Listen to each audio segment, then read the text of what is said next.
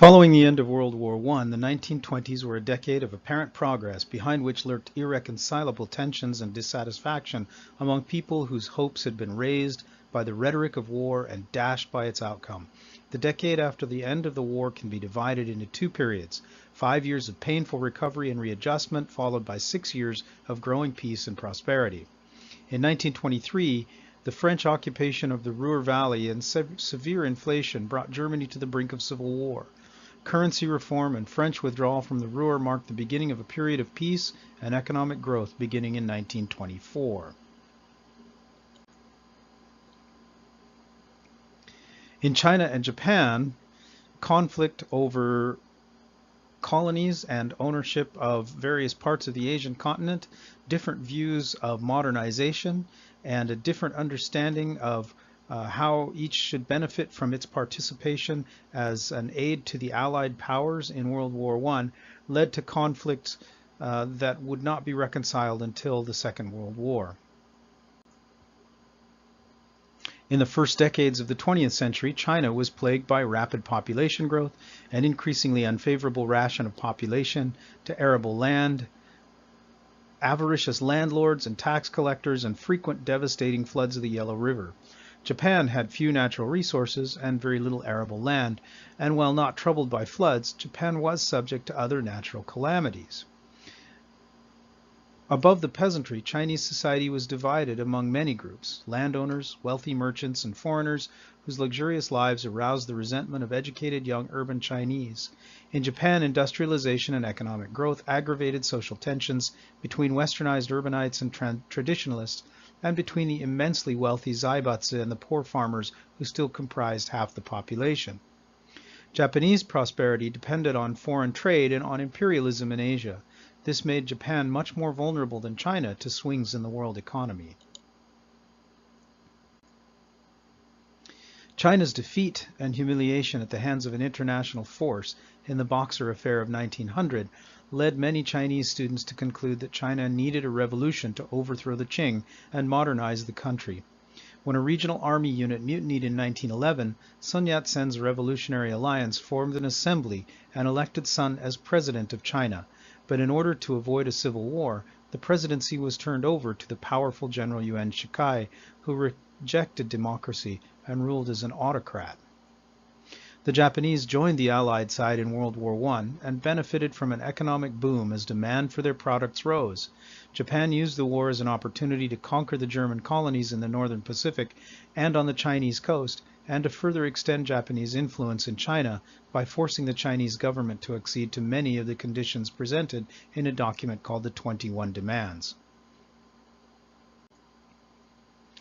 At the Paris Peace Conference, the great powers allowed Japan to retain control over seized German enclaves in China, sparking protests in Beijing on May 4, 1919, and in many other parts of China. China's regional generals, the warlords, supported their armies through plunder and arbitrary taxation, so that China grew poorer while only the treaty ports prospered. Sun Yat-sen tried to make a comeback in Canton in the 1920s by reorganizing his Kuomintang party along Leninist lines and by welcoming members of the newly created Chinese Communist Party. Sun's successor, Chiang Kai-shek, crushed the regional warlords in 1927. Chiang then split with and decimated the Communist Party and embarked on an ambitious plan of top-down industrial modernization.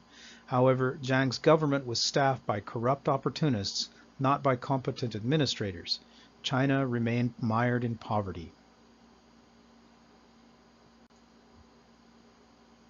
The Middle East also changed its face at the end of the war, and you can see here quite clearly that along with its possessions in Syria and Sudan, Great Britain now claimed control of Jordan and what is known as Iraq from the former Ottoman Empire.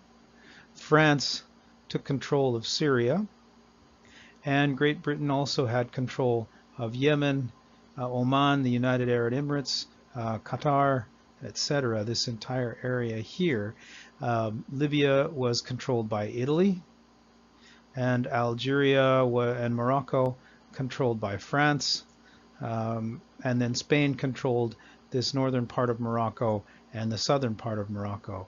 So much of this was reaffirmed, except this territory right here, which was taken straight out of the Ottoman Empire, which had been Germany's ally during the First World War, and was transferred to England and France as colonies. Instead of being given their independence, the former German colonies and Ottoman territories were given to the great powers as mandates. This is a system that was created by the League of Nations. It was intended to assist states that were not ready for independence to become ready for independence, but the mandates were divided into several classes. Class C mandates were ruled as colonies. Class B mandates were to be given their autonomy at some unspecified time in the future. The Arab-speaking territories of the former Ottoman Empire were considered Class A mandates, a category that was defined in such a way as to lead the Arabs to believe that they had been promised independence. In practice, though, Britain took control of Palestine, Iraq, and Transjordan, while France took control of Syria and Lebanon as mandates or colonies. At the end of the war, the Ottoman Empire was at the point of collapse, with French, British, Italian, and Greek forces occupying Constantinople and parts of Anatolia. The hero of Gallipoli campaign, Mustafa Kemal, formed a nationalist government in 1919 and reconquered Anatolia and the area around Constantinople in 1922.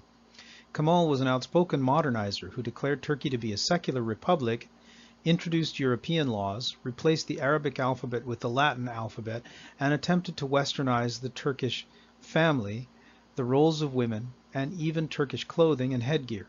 His reforms spread quickly in the urban areas, but they encountered strong resistance in the countryside, where Islamic traditions remained strong.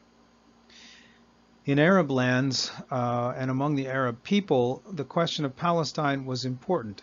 The thinly disguised colonialism of the mandate system set off protests and rebellions. At the same time, Middle Eastern society underwent significant changes. Nomads disappeared, the population grew by 50% from 1914 to 1939, major cities doubled in size, and the urban merchant class adopted Western ideas, customs, and lifestyles. The Maghreb, which consists of Algeria, Tunisia, and Morocco, was dominated by the French army and by French settlers who owned the best lands and monopolized government jobs and businesses. Arabs and Berbers remained poor and suffered from discrimination. The British allowed Iraq to become independent under King Faisal, who was the leader of the Arab revolt, but maintained a significant military and economic influence. France sent thousands of troops to crush nationalist uprisings in Lebanon and Syria. Britain declared Egypt to be independent in 1922, but retained control through its alliance with King Farouk. In the Palestinian Mandate, the British tried to limit the wave of Jewish immigration that began in 1920, but only succeeded in alienating both Jews and Arabs. During this interwar period as well, society, culture, and technology changed based on industrialization and the impressions of the war. The painting you see here is a painting by a Russian artist known as Kandinsky, and it's quite modernist.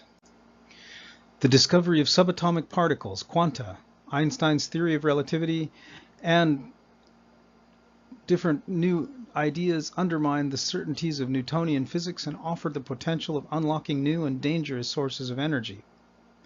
Innovations in the social sciences challenged Victorian morality, middle-class values, and notions of Western superiority. The psychology of Sigmund Freud and the sociology of Emil Durkheim introduced notions of cultural relativism that combined with the experience of the war to call into question the West's faith in reason and progress.